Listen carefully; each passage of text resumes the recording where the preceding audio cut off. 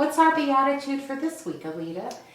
Our beatitude this week is, "Blessed are the peacemakers, for they will be called children of God." Well, that seems pretty simple. I mean, I like quiet and calm and being peaceful. I mean, who doesn't like peace and quiet?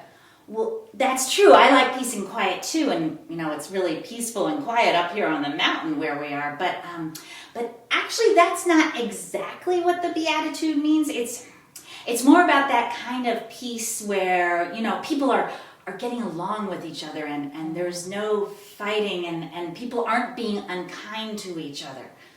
Oh, I like that kind of peace too. So this is a pretty simple beatitude. I mean, you just have to like peace.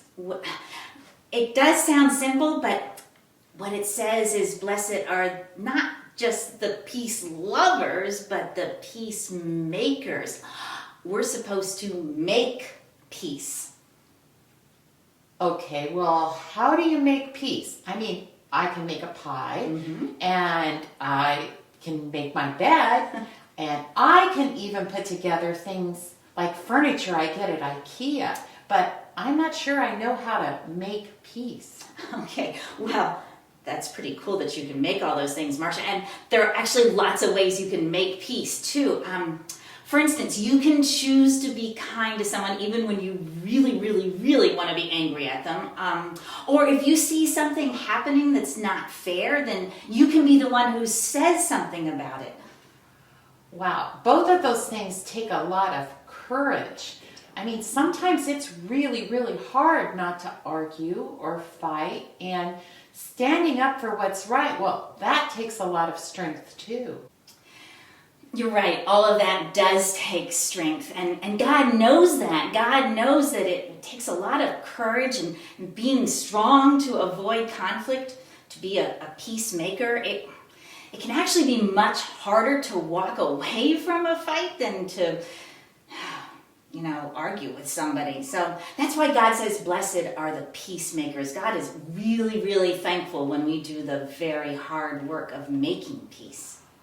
Well, that must be why the Beatitude says that peacemakers are children of God, because when we're making peace, we're actually doing God's work. That's right. That's right. And when there's real, true peace, that's when everyone is feeling safe and cared for and treated fairly. That's real peace. There's actually a word for that. It's called shalom.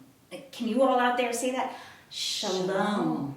Yeah. I've heard that before. I've heard people saying that to one another as a greeting, kind of like a blessing. That's right. You can just say shalom. That means peace be with you. It's kind of a way of reminding us that being peaceful on the inside and the outside is what God is asking from us.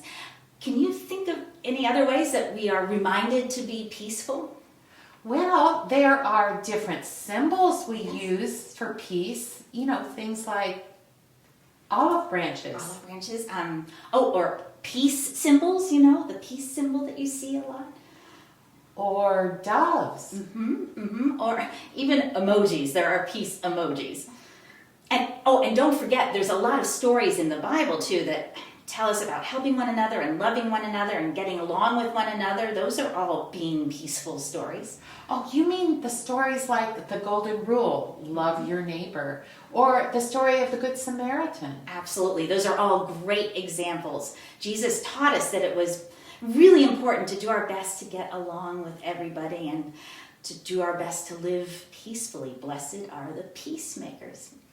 All right, before we go, everyone, we want to give you our blessing for today. So hold your hands out. Our blessing is this: may God bless you with peace to be a peacemaker.